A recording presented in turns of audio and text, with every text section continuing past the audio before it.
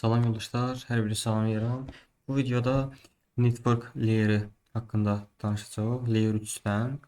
Deməli, network layerinin əsas mahiyyəti düzgün paketin gedib çatmasını təyin etməlidir. Yəni ki, artıq konkret məlumat düzgün yerə çatmağın bu layerdə təyin edir. Gəlsə burada danışacaq OSM-də 3-cü qatdır. Məlumat paketlərinin fərqli şəbəkələr arasında düzgün istiqamət ötürülməsini təmin edir. İndi gəl bu layer haqqında ümumi danışaq. Bu layerdə qurğular əsasən router, network switch və firewall'dur. Burada router normal layer 3'dür. Bunların işim yox. Networkda artıq switch dedikdə layer 3 switchlər tutulur. Yəni burada artıq routing özəllikləri olan, funksiyaları olan bir switchdən danışılır. Burada söhbət gedir. Yəni layer 2 switchdən deyil. Burada artıq fərqli konfigurasiyalar mövcuddur. Routing dəstəkləyən bir switch, yəni layer 3 switch. Burada firewall var. Artıq burada IP səviyyəsindəsə buradan akseslərin verilməyəcəyini bu firewall bu layer vəsilədə təyin edir. Yəni firewall layer 3-ə də aiddir. İndi danışaq videodan məlumatın vahidindən. Burada isə artıq network layerində məlumatın vahidi paketdir. Yəni məlumatlar burada vahid şəkildə paketlər şəkildə göndərilir və qəbul edilir.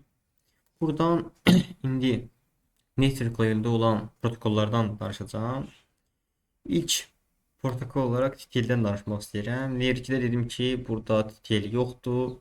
TTL burada Layer 3-də var. Ona görə loopun qarşısını alınır. Layer 2-də olmadığı üçün əlavə protokol HTTP-dən istifadə edirik ki, protokol loopun qarşısını alsın. İndi bəs bu TTL nədir? Ümumi abreviaturasının açılışı time to life-dır. Paketin ömür müddətidir. Bu zaman TTL-in əsas mahiyyəti necə təyin olunur? Artıq biz host 1-dən host 2-yə bir məlumat göndərdikdə və ping etdikdə artıq default TTL təyin olunduqdan sonra hər bir routerdan keçdikdən sonra bir hop sayı keçirir. Yəni bir router sayının buradakı TTL dəyərinin biri azalır. Mənim TTL dəyərim default 255-dirsə, aramdakı qurğu arasında 3 dənə router varsa, gedib bu bura çatanda TTL 252 olaraq göstərəcək. Deyə bilərsiniz ki, bu default dəyərlər necə təyin olunur? İlk olaraq deyim ki, Windows qurğularda default dəyər TTL-də 128-dir, Linux-da 64-dür, Cisco switchlərdə isə 255-dir. Hal-hazırda görürəm ki, Cisco qurğular üzərindən keçdiyi üçün buradan 255 üzərindən götürülür. Gəl indi çox nəzərə danışmayaq, biraz da praktik üsuldan bunları göstərək. Deməli, buradan gəlirəm mən. Ping atıram nəyə? Google-un özünə ping atıram. Yəni 8.8.8. Burada ping etdi yoldaşlar. İndi git. Burada bunların işim yox. Mən TTL dəyərinin 114 olduğunu görürəm. Deməli, mən default dəyər dedikdə hansıları idi? Windows dedim 128-dir, Linux 64-dür. Cisco switchləri və s. qurğular artıq nədir? 255-dir. Burada ən yaxın TTL dəyəri götürülür. Ən yaxın bu üçündən hansına aiddir? Yəni 128, 64 və 255 arasında. 128-ə yaxın, düzdür? Deməli, görürəm ki, buradan 128 yaxında. 128-dən görüm 114 qalıb. Nəticədə bu router sayını tapa bilərəm də mən buradan. Artıq mən 128-dən 114-ə çıxıram. Yerdə nə qalır burada? Yerdə qalan konkret bizim burada router sayıdır. Yəni mən indi bilirəm ki, 8-8-8 arasında mənim aramda 14 dənə router var. Yəni Google-un öz DNS arasında mənlə əlaqə üçün 14 dənə routerdan keçdim. Eynən bunu tapmaq belədir. Baxsan, məsəl üçün öz default getdiyim nədir? 192, 168, 101. Buna bir dənə ping atım. Ping 192, 168, 100.1-ə ping atım. Görürəm ki, artıq yenə TTL dəyəri 128 götürüldü burada. Görüm buradan başqa burada nəyə ping ata bilərəm? Linux. Bir dənə pauza verim də Linux maşın qaldırım, ona ping atım, yoxsa bir dənə pauza verim. Linux maşını qaldırdım yoldaşlar. İndi gəlin buradan ping ataq nəyə? Linux maşına 192 deməli ping 192 168 100.7 olmalıydı. Ping attım, getdi 64. Niyə 64? Linux'dur. TTL niyə çıxamadı? Çünki eyni router üzərindəyik biz. Fərqli router'a keçməmişəm ki mən. Ancaq öz 100.1 routerundan istifadə etmişəm mən. Fərqli router'a keçməmişəm ki. Nəticədə nə oldu? TTL dəyəri buradan çıxılmadı. İndi bu nəyə görə deyirəm ki, loopun qarşısını alır? Oldu ki, bu paket tapıla bilmədi. Artıq routerlar arasında dövr getmir. Buradan bura keçsin bura. Bu TTS sayına uyğun gedir. Default dəyər təyin olunur. Maksimal nə qədər gedə bilər? 255-dən sonra bu paket artıq bitəcək. Niyə bitəcək? Çünki tapa bilməyəcək də bu artıq bu. Maksimal tutel değerine uygun hopsa keçir və hər hopsa keçirsə bu tutellərindən bir çıxılır. Biz bunun üzərindən hansı o əməliyyat sistemi olduğunu təyin edə bilirik. Artıq mən görürəm ki, buna ping atıb deməli bilirəm ki, bu nədir? Linux maşınıdır. Mən ping atdım 192 168 100.1. Burada TT'ye 128 göstərir. Windows tipi. Ondan sonra aslında 128 göstərməməlidir. Məndə burada kernelu şeydir. Routerlar. Linux'ta 128 ne gösterdi? Evvel Pingat'ında 64 gösterdi. Şimdi 128 gösterir. Maraqlı gəldi mənə də. Nəsə, fərqli IP-lərə məsələn ping ataq. Məsələn deyirəm ki, nəyə ping atım? Ping atım. Ataqlar random denə bir şeyə. 125 93 85 46 görə belə bir şey var.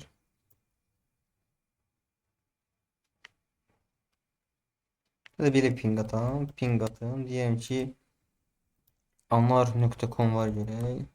Ping atıram. Görürəm 247 göstərir. 147 götürürsə, deməli bu Cisco servisi üzərində işləyir, düzdürmü? Hər hansı burada sistemdə işləyir. 255-dən 247 çıxıram. Burada nə qalır? 8 qalır. Deməli mən deməli anar.com aramızda 8 dənə router var. Və buradan sistemi də tapdım buradan. Okay, bu TTL dəyəridir və şəbəkədəki loopun layer 3 səviyyəsində qarşısını almaq üçün istifadə olunur. İndi davam edək yoldaşlar. Yəqin ki, bu hissəni tam başa düşdünüz. Gəlirik artıq statik routing və dinamik routing. Routing ümumi layer 3 protokoldur. Biz statik routing və sistemlərdə dinamik routing təyin edə bilərik. Statik routing nədir? Dinamik routing nədir? Mən buradan konkret belə deyim ki, bizim 2 ədəd routerumuz var. Düzdür. Statik routingdə necə olur? Mən bütün qarşıda nə qədər gələ biləcək VLAN və IP'den aralıkta bir şeyler varsa, yani bunun public IP'si budursa, daxili IP budursa, bunu burada yazıram. Deyirəm ki, 112.01'dən 192.168.1.0 kimi ping gəlsə, yəni buradan ping gəlsə, bil ki 12.01'dən gəlib. Bu da router 2'dir. Yəni buradan hər birini bir-biri yazıram. Yəni belə deyim ki, buranı sileyim. Buradan bir lap dairəni göstəreyim. Bizim elə bir 2 dənə routerumuz var burada. Okey. Buradan misal 192, 168, 10.1'dir. Bunun da IP'si nədir? 192, 168, 10, 20.1'dir. Okay. Bunların da public IP'lər var. İndi mən burada hər dəfə deyirəm ki, oldu ki sənə ping gəlsə 192 168 11-dən bu routeruma deyirəm ki, bu bil ki buradan gəlib və bunun da public IP-si budur da belə deyirəm. Hər birin bir-birdə yazıram bunu. Bu nə IP-sidir? Təsəvvür et buradan 2 dənə routerda düzdür. Bunları silək. Belə bir təsəvvür eləyin indi.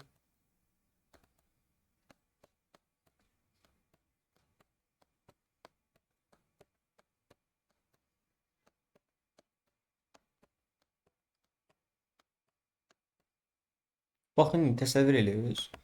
Mən bunu buradakilərin məlumatını yazıram statikdə. Yəni buradan mənə xaricdən nə qədər istək gələ bilərsə öz lokalımdan, burada deyirəm ki, buradan müraciət gəlsə bil ki bunundur. Nəticədə statikdə nə olur? Burada 50 dənə router varsa, mən 50 dənə routerun daxilindəki nə qədər VLAN orada konfigurasiya olunubsa, switchlərində, onların hər birini burada bir-bir yazmalıyam.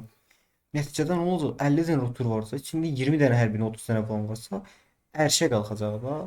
Bu biraz uzun işdir. Artıq biraz şəbəkələr böyüdükdə statik routing böyük problemdir. Hər bir şeyi bir-bir yazmağımız zülüm çəkirik biz.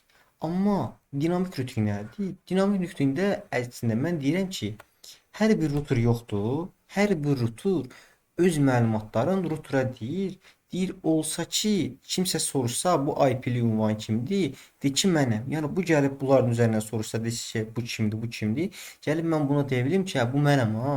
Nəticədə mən bu routerlar üzərində bunun üzərində əlaqə qura bilərəm. Burada üstünlüyümüz nə olur? Deməli, burada artıq məlumatlarımızı biz router'a veririk. Router'a deyirik ki, bizim məlumatlarımız budur. Bunu kimsə səndən soruşsa, statik routingdə sən özün bunları ver. Day məndən ya əlimlə yazmağa ehtiyac olmasın. Görürüz nə qədər işimizdə fərqli nəticələndir. Yəni statik routingdə biz hər bir qarşıdakı trafiki öz routerumuza deyirik. Nəticədə nə olur? Milyon dənə iş çıxır burada. Amma dinamik routingdə nədir? Biz artıq sadəcə öz məlumatlarımızı öz routerumuza deyirik və ondan sonra bu routerlar bir-birləri üzərində tam şəkildə əlaqə qura bilir. Okey. Məncə bu mövzunu başa düşdük. Yəni statik routingdə ümumi bir də yenidən qısa kimi tanışsaq, deyirəm ki, burada mənim haricdən gələn bütün trafikləri öz routeruma deyirəm ki, hə, buradan gələndə bil ki, budur. Bu da uzun bir konfigurasiya olur. Dinamik routingdə əksinə mən deyirəm ki, mən sadəcə öz konfigurasiyalarımı yadımda saxla. Kimsə səndən soruşsa, bil ki, hə, bu mənimdir. Kimsə desə bu kimdir? Deyir ki, bu mənimdir. Buradan bunun üzərindən bu IP-li ünvan məndədir. Gəl mənə buradan göndər. Okey. Bu statik, bu dinamik routing idi. İndi davam edək statik routingin və dinamik routingin konfigurasiyalarına. Statik routing və dinamik routing konfigurasiyanın əsası da buradan deməli statik, dinamik routing. Bunlar bir-bir göstərmişəm burada. Bu nə kimi göstərmişəm burada? Gəldik dinamik və statik routing konfigurasiyalarına. Burada nə kimi göstərmişdim burada? Hətta buradan ümumi bunun üzərindən izah elədim. Burada dinamik routing üzərindən izah edirəm də. Gəlin indi dinamik routing protokollarından RIP. RIP mahiyyəti etibarilə hop məntiqi ilə işləyir. Hər bir ən yaxşı yolu ən az router sayı ilə hesablayır. Yəni R1 ilə R3 arasında məlumat götürmək istəyirsə, görürük ki, burada bir dənə router var. 2 hop var da, 1 2. R2 R3 arasında əlaqə sistemində düzdür. Nəsə deyir ki, ən yaxın yol R2 üzərindəndir. Və ümumi hop məntiqi ilə işləyir. Hər bir keçdiyi router hop adlanır. Buradan bu hoplardan keçəndə maksimal keçəcəyi sayı 15-dir. Məlumat cəhət oldu ki, kiçik şəbəkələrdə yaxşıdır, böyük şəbəkələrdə problemdir. Nəyə görə problemdir? Siz bir məlumat 15 routerdan ona keçirmək istədikdə artıq bu məlumatı tapa bilməyəcək. Bir də ki, sürəti routerun sayına görə hesablayır. Konkret nə qədər deyir ki, router az, o qədər sürət çox. Bununla hesablayır. Bu ümumi RIP-in məntiqidir. Gəlsək buradan OSPF-dən. OSPF isə biraz fərqli işləyir. OSPF deyir ki, ən yaxın yol ən sürətli yoldur. Yəni mən R2 ilə R3 əlaqə qurmaq istəyir. R2 ilə belə deyək, R4 əlaqə qurmaq istəyir. Okey. Bax belə deyək. Deməli, R1 ilə R4 əlaqə qurmaq istəyir. Burada deyir ki, mənim üçün router sayı önəmli deyil. Mənim üçün band genişliyi, band switch əsas önəmlidir. Burada deyir ki, bu nə qədər sürətlidirsə, mən o qədər oradan üstün bilirəm digərlərinə nisbətən. Yəni R2, R3 düzdür, yaxın görsənə bilər router sayına görə. Amma bəlkə bu yoldan daha sürətlidir. Bunun üzərinə təyin edir və konfigurasiyanı bunun üzərində qoyur. Bir də hər birisini arealara bölür. Artıq hər bir belə deyim, bir area daxilindəki routerların konfigurasiyalarını yadda saxlayırlar. Yəni R5, R3-dən R2-nin konfigurasiyalarını yadda saxlayır ki, kimdənsə müraciət gəldikdə hansı VLAN-dadır, belə deyək də, hansı IP-dədir yaddadır. Gəlib bunun üzərindən həmin areadakı R3-dən R2 routerun konfigurasiyalarını da yadda saxlayır. Dərhal ötürə bilsin. Sürət dərhal işləyir. Gəl bunu buradan görüm, əlavə nə yazmışam buradan. Deyim ki, OSP və s. Deyir ki, sürət band switch məxfiyyəsi əsasən cost dəyəri matrikasından istifadə. Bu deməkdir, OSP daha çox sayda cihazdan keçənsə, lakin daha sürətli olan xətti hər zaman yavaş xəttdən üstün tutur. Yəni artıq burada daha sürətli olan xətt daha üstündür. Nəinki router sayı. Ona iş prinsipi link state-dir, alqoritmaya söykənir. Yəni hər bir marşrutlatıcı bütün şəbəkənin tam xəritəsini, topologiyasını öz yaddaşında saxlayır. Şəbəkədə hər hansı bir dəyişiklik, məsələn, kabelin qırılması baş verir. OSP bütün cədvələ deyil, yalnız həmin dəyişiklik sürətlə digər cihazlara xəbər verir. OSP şəbəkənin dedim ki, area sahə adlanan hissələrə bölünür və burada area 0 blok və bütün digər sahələri birləşdirən mərkəzi ox rolunu oynayır. Bu hərəkət sayəsində marşrutlaşdırılır. Yalnız öz sahələrinin daxilindəki detallara CPU deyil. Yəni belə deyir ki, buradan R5 ancaq R2-ni R3-ün konfigurasiyalarını yadda saxlayır. Da R4-dən R1-in yadda saxlamır ki, bu hər hansı bir dəyişiklik yolunda yüklənməsin. R2-də ancaq misal hansı ariyada məxsuldursa, R1-in konfigurasiyalarını yadda saxlayır ki, nəsə bir yolunda bu switch bu router buradan keçirir rolunu. Bundan bura arasındakı ariyalar haqqında məlumat verir. Nəsə dəyişiklik yolunda ancaq öz ariyasına ötürür məlumat. Buradan yönəltdə artıq buradan hər hansı məlumat gəldikdə öz routerunun deyir ki, hə, burada ariyada problem var idi, hindi şey. Hər hansı bir dəyişikliklər bu zaman qəbul olunur. Bir də bizim çipimiz var. ERGRP'dir, belə bir şeydir. Bu isə konfigurasiyalarda necə təyin olunur? Burada artıq Linux State protokolunun ən yaxşı xüsusiyyətlərini özünə birləşdirən hibrid bir müvafiqəti protokoldur. Bu protokol deyir, hədəf şəbəkədə gedən yolun təkcə sürət deyil. Yəni burada həm band switchə baxmır, həm də gedişmənin delayın xəttinin etibarlılığına da baxır. Dual algoritma şəbəkəsi ilə işləyir. Burada deməli diskin protokoluna fərqli olaraq bu marşrutu cədvələ vaxtaşa göndərməli və yalnız burada deyir ki, bu SPF-dən ağır bütün məlumat dərhal tez göndərilir də bu switch routerlara, düzdür. Amma artıq RGB-də deyir ki, nə vaxt bir problem, dəyişiklik baş verirsə, onu da göndərin ki, şəbəkədə o qədər yüklənmə baş verməsin. Mahiyyət itibarilə budur. Umicross load balancer net protokollarının biri olduğu üçün mürəkkəb qarşılıqlı şəbəkələrdə yüksək çeviriş və etibarlılıq təmin edir. Bu da RGB oldu. İndi gəldik son routing protokoluna BGP. BGP nədir? Artıq BGP daha advanced bir şeydir. Burada artıq OSPF-dir, RIP-dir, məsələn RGB-dir. Bunlar bir şirkət standartları nəzərdə tutulursa, artıq BGP ölkələr arasında siyasət təyin olunur. Yəni ki, deyirsən ki, mənim məlumatlarım bu ölkə routerları üzərindən keçməsin. Bunu BGP üzərinə təyin edirsən. Yəni deyirsən ki, məsələn bizim məlumatlar hər hansı bir en ölkə keçmək üçün yaxın Ermənistandırsa, ondan belə Ermənistan üzərindən daha keyfiyyətlidirsə, yenə o Ermənistan üzərindən götürmə. Ümumi ölkə polisləri və s.